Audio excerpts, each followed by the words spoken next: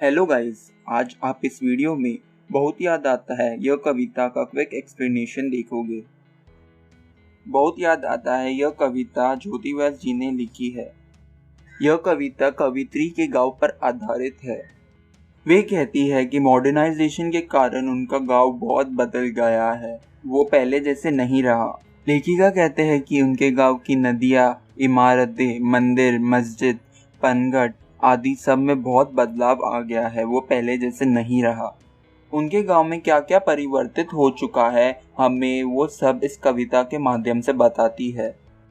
तो चलो शुरू करते हैं। पर उससे पहले अगर आप हमारे चैनल पर नए हैं तो आप हमारे चैनल को ज़रूर सब्सक्राइब करें और बाजू में दिए गए बेल आइकन को ज़रूर दबाएं ताकि आपको हमारे अपडेट्स मिलते रहे।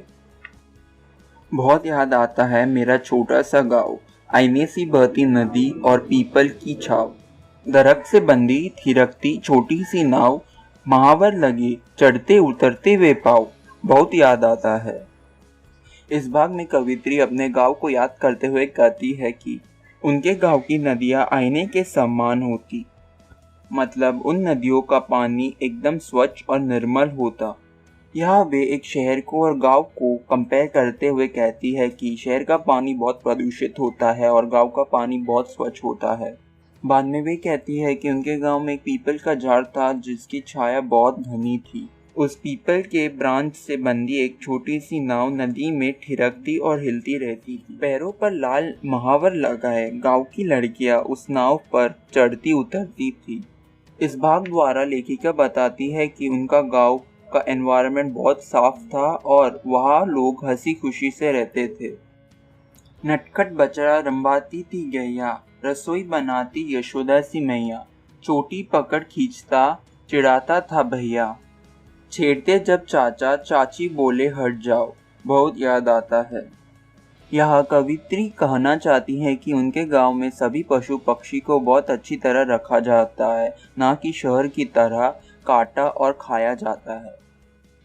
फिर वे कहती है कि उन्हें अपनी माँ श्री कृष्णा के माँ यशोदा के समान लगती है। फिर उन्हें अपने बचपन का दृश्य याद आता है जब उनका भाई उन्हें परेशान करता था उनकी चोटी पकड़कर। फिर वे अपने चाचा चाची के बारे में बोलते हैं। जब उनके चाचा उनकी चाची को परेशान करते थे तब उनकी चाची प्यार से बोलती हट जाओ। यह वह कहना चाहती है कि उनके गांव में लोगों के प्रति इज्जत और प्यार बहुत था और वहाँ किसी के प्रति ईर्ष्या या जलन की भावना नहीं थी। पनघट पर बजती खनकती थी चूड़ियाँ, गूंजती खिलखिलाती चहचहाती थी गलियाँ, सावन के झूले पर झूलती थी परियां, गौरी की शादी का वह पकता पुलाव बहुत याद आता है। यह कवित्री कहती है कि उन्हें अपने गांव के पनघट पर पानी भरने आई लड़कियों के हाथों की खनकती चूड़ियों की आवाज आज तक याद है और उन्हें गांव में आने वाली हंसी खुशी और खिलखिलाहट की आवाज आज तक याद है। वे वो दृश्य कभी नहीं भूलेगी जब गांव की लड़कियां बन ठन कर सावन के महीने में झूले पर झूलती। वे कहती है कि उनके गांव की खास मित्र गौरी के शादी पर बनने वाला पकवान जो कि पुलाव था, उसकी खुशबू उन्हें आज तक याद है। वे खुशबू कभी भूल नहीं सकती। ईद की सेवैया और होली का हुड़दम, रेशमा और रश्मि खेलती थी संग संग। राम और रहीम भी नहीं थे इतने तंग, धर्म के नाम पर नहीं था खून छिड़काव, बहुत याद आता है। यह वे कहती है कि उनके गांव में सभी धर्म, हिंदू मुस्लिम सिख ईसाई सभी धर्म के लोग मिलजुल कर रहते थे, हार्मनी और पीस में, मतलब शांति और सुकून से।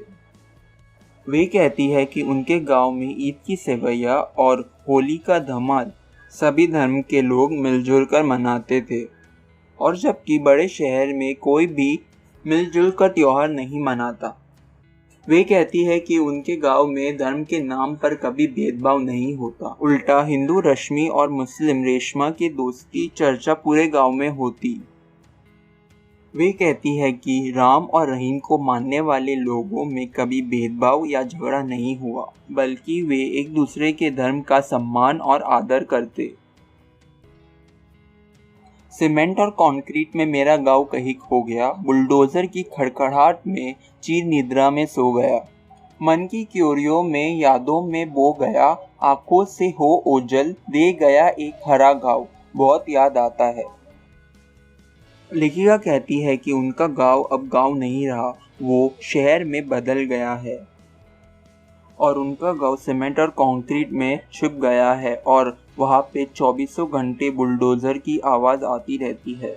यहाँ उनका कहना है कि पहले की तरह उनके गांव में हरियाली, पेड़ पौधे, पशु पक्षी नहीं रहे हैं। अब तो सिर्फ उनके गांव में 2400 घंटे मशीनों की आवाज़ ही है। अपने गांव को याद करते हुए वे कहती है कि उनका गांव अभी सिर्फ उनके यादों में ही रह गया है। अभी उनको अपने गांव की हरियाली, पेड़ पौधे, साफ नदियां कभी देखने को नहीं मिलेगी, क्योंकि वो अब सीमेंट और कंक्रीट में छुप गया है। गांव की यादों ने उन्हें एक ऐसा घाव दिया है जो कभी ठीक नहीं हो सकता, और इस प्रकार वे अपने गांव को याद करते हुए यह कविता लिखती है और इसके साथ यह कविता का एक्सप्लेनेशन खत्म होता है। अगर आप ऐसी ही कविताएं पढ़ने में रुचि रखते हैं तो मैं आपको हाईली रिकमेंड करूँगा कि आप सिलेक्टेड पोएम्स बाय गुलजार और 97 पोएम्स ज़रूर पढ़ें। इनमें आपको दुनियादारी से लेकर अपना जीवन कैसे निर्वाह करना चाहिए उसके बारे में बताया है, इसलिए मैं आपको हाईली रिकमेंड करता हूँ कि आप इस बुक को ज़रूर खरीदें। अगर आपको हिंदी की टेक्स्ट बुक खरीदनी है तो मैंने उसकी लिंक भी नीचे डिस्क्रिप्शन में दी है। साथ साथ मैंने इन दोनों बुक्स की भी लिंक नीचे डिस्क्रिप्शन में दी है, तो आप वहाँ से जाके देख सकते हैं। और अगर आपने हमारे हिंदी चैप्टर प्लेलिस्ट और हिंदी पोएम प्लेलिस्ट को नहीं देखा तो मैंने उनकी लिंक नीचे डिस्क्रिप्शन में और ऊपर आई बटन में दे दी है, तो आप वो भी जाके देख सकते हैं। हम brand analysis, business news, stock market और डिजिटल मार्केटिंग पर हमारे इंस्टाग्राम और फेसबुक पर पोस्ट करते रहते हैं, तो अगर आपको हमें फेसबुक और इंस्टाग्राम पर फॉलो करना है तो मैंने उनकी लिंक नीचे डिस्क्रिप्शन में दी है। और अगर आपने हमारे चैनल को सब्सक्राइब नहीं किया तो उसे ज़रूर सब्सक्राइब करें, हम ऐसे ही वीडियोज़ अपलोड करते रहते हैं।